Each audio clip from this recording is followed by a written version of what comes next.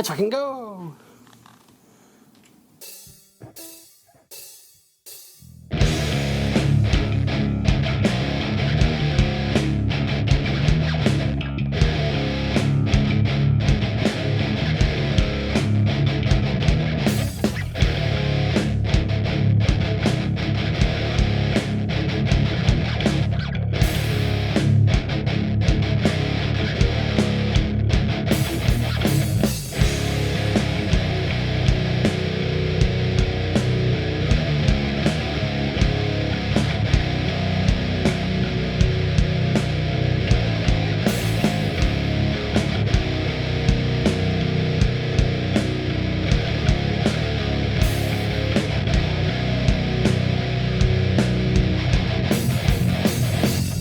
Whoa!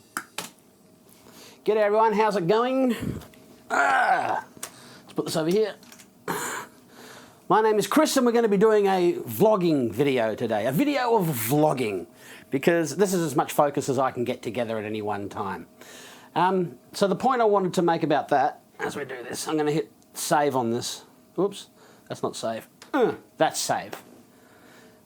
So I wanted to just talk about some random shit, so we're just going to be doing a vlogging video today, but wouldn't be my channel without some music, so I had to music it up at least a little bit, you know, like that much. I had to music it up that much.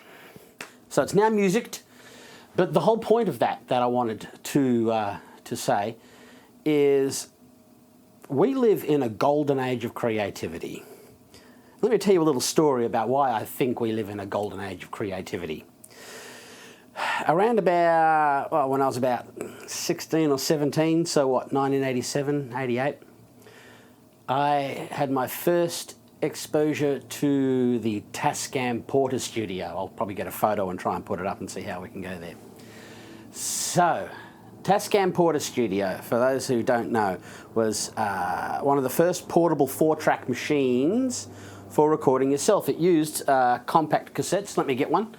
I've got one here. I put it here within a handy spot so I could, you know, making my videos as smooth as ever. So you would take a compact cassette. Now I do this. Is that how you do it? Do it like that. Anyway, so traditionally these have right or left channel on both sides, so you got 4 tracks. What the Tascam did was used only one side of the tape. It used all 4 tracks instead of being able to flip it over. So, and it also ran it at extra speed. So this was the first time ever I was exposed to a machine where you could record one track of something and then record another track of something and maybe put some percussion in the background, and I was so goddamn excited. Oh man, it was just incredible. I'd been playing the guitar for, I don't know, not that long at that stage. But it felt like a form of freedom which I'd never experienced before. It was like, my God, we're actually creating machines that can do this in our homes. This is the most mind-blowing thing. I thought, I'm going to plug my guitar in and I'm going to record a hit record and I'm going to be a star. So I got out my guitar and I plugged it in and I started working on stuff and I started recording, and it sounded fucking awful. Of course it sounded fucking awful.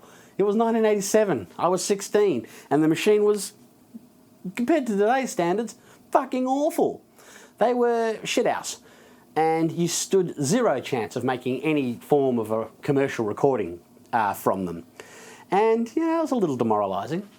Stop buzzing at me, you cheeky bugger. Down it goes. But it didn't stop me from using it and making some stuff. So fast forward to today. Wednesday. That bit that I played at the start of this video, I knocked that up this morning in about 15 minutes. Just not even thinking too much. I just thought, let's put a drum beat in there and grab out my guitar and do some chunky riffage, and then grab out my bass guitar and do some chunky bassage. And the ability to record that quality music in that period of time, it really does. It blows my mind. For me, it's literally like magic. And I think maybe that gets a little bit lost in the current absolute fucking fascist hellscape that we live in.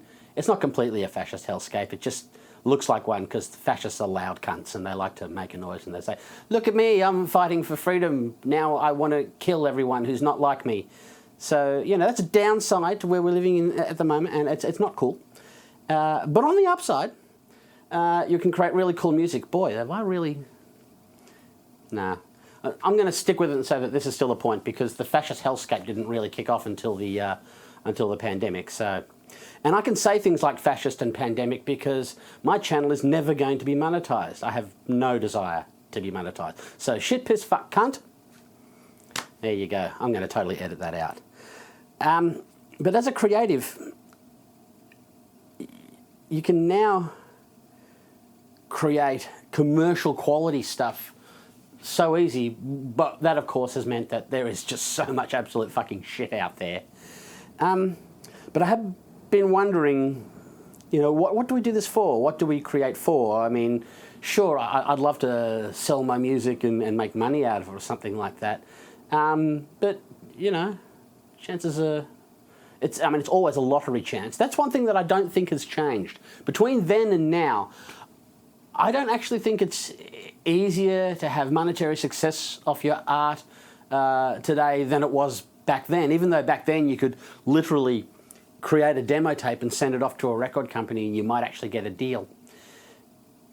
And you can't do that these days. I would argue that the chances of becoming a star are no more increased or decreased today than they ever were. I think the chances of becoming a star, becoming a commercial success, I think the chances are still the same. So then we get back to, so why is it so great that we can all create? Well, that was super fun, what I did. I mean, you saw my head doing this thing when we were playing. That shit is fun. And I still get frustrated, but that's the nature of my mind, not the nature of creativity or of the hardware that we use to create things with. So that's, you know, my own little brain problem that I'm always going to have to deal with no matter what. But what it does mean is that I and you and everyone can create at a level which was just never possible before. So, and even though you might be able to create music that's, say, broadcast quality, it doesn't increase your chances of it, but at least you can look back at it and go, you know, I created that. And I think that's a wonderful thing. I think that's a reason to be happy. I think that's an upside to today and to the world as it is. And I think, me personally anyway, I'm getting to this point now where really it's more about satisfying me. Is this music satisfying me? Am I enjoying this? Am I having a good time? And I think I'm coming around to that, and I think that is important. Commercial success, I mean, sure, it's something I'd still like to achieve, but while that may or may not be happening, doesn't it stand to reason that it's fun to create something? This is fun. I mean, that's the thing that I think has escaped a lot of people, in that, you know, I can buy gear now to create commercial quality product.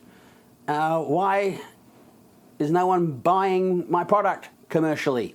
And again, that's frustrating, but I would argue that if you're doing something that's personally satisfying, it takes the edge off it quite a bit. I mean, you've got to understand, I figured I was going to be a rock star at the age of 8. I was certain of it. It wasn't until the age of maybe, I don't know, 38 before I realised, oh, hang on, something's not going the way I planned here. And I took a bit of facing of facts. So now here I am at 52, whenever I create. And we have, you know, I've explained that I do get to go out and play music and get paid to do it. And I'm immeasurably grateful for that. So what I'm saying is that while I don't necessarily think the chances of commercial success have changed that much, what has increased in orders of magnitude is the ability for any creative person, not just a musician, you know, any creative method, discipline, whatever, you can create now to satisfy yourself. We can create to satisfy, whoops, tappy, tappy, tappy, to satisfy ourselves. And I think that's important. And I think that if more people had that mindset, that I'm going to create for no other reason than the joy of creation, I think we'd find a few more people being a bit more happy about life in general. So that's what I'm thinking. If you own some creation stuff, create, but satisfy yourself. Really work on that. Commercial success, I don't know. I mean, keep going for it if you want. You do you. But my point being is that the ability to satisfy our souls is now hugely increased in this day and age, and I think that's important. So that's it for my little vloggy bit today. I did want to remind you that all of the music on my channel is available for people to download and use in any way, shape or form. If you like to do some sampling and stuff like that, get in touch. I will send you the stems to anything that you've seen on my channel.